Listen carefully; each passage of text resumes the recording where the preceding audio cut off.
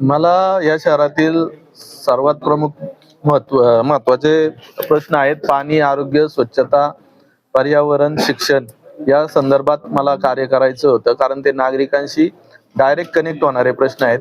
स्थापत्य विभागातील वास्तू होत राहतात, रस्ते होत राहतात, परंतु ह्या ज्या मूलभूत समस्या आहे या शहरात पुढे पण खूप भेडसावणार आहेत, कारण हे शहर झपाट्याने वाढत आहे.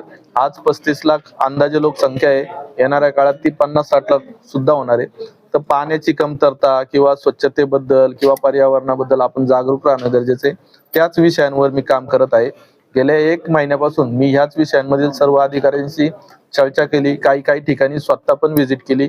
त्याच्यात काही प्रश्न पण मार्गी लागल्यात आणि नव्याने जे जे करायचंय त्याच्यासाठी मी राज्य शासनाचा किंवा वरिष्ठांचा पण पाठपुरावा करत आहे. महानगरपालिकेतून काही कामं होणार आहेत.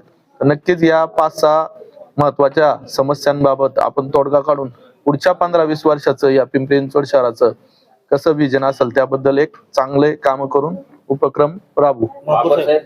पिंपरी निलखमध्ये रक्षक चौकामध्ये पुलाचं काम चालू आहे, अंतिम टप्प्यामध्ये आलेलं आहे. खासदार बारणे साहेबांनी तिथे भेट दिली तर त्यांचं म्हणणं आहे की उतार जास्त आहे आणि आपल्या पक्षाचे भारतीय जनता पक्षाचे नगरसेवक म्हणतात उतार बरोबर आहे. त्यांचा जो गलगेतोरा चालू आहे त्याचा नक्की विषय काय? मी स्वतः तिथं जाऊन व्हिजिट देतो, एकदा मला तेव्हा लक्षात येईल. देवळी उद्यानापाशी 5 मिनिटाची पार्किंग व्यवस्था झाली आहे, त्याचं उत्तर कुठे? हो, ते माझ्याकडे आले होते. उद्यान साफसफाई झालेली आहे. कारण आळंदी रोड हा पूर्ण गजबजलेला असतो, संध्याकाळी तिथून येताना शक्यच होत नाही. आपण माहिती मागवली आहे. अभि कुठे गेलाय? त्याची माहिती मागवली मी, जे पूर्ण झालेलं असलं तर उद्घाटन करून टाकू. मग ते स्वच्छता पण करायला लावलेली आहे, उद्घाटन करून टाकू.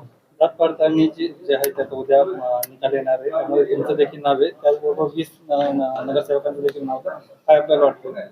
माझे पुरावे मी सादर केलेले आहेत आणि माझे एकदम चांगले पुरावे आहेत, योग्य पुरावे आहेत, त्यामुळे काही अडचण येणार नाही. रात्रीच्या महिला ज्या आहेत ते तुम्ही बंद केलं होतं, मात्र आताही महिला काम करतात.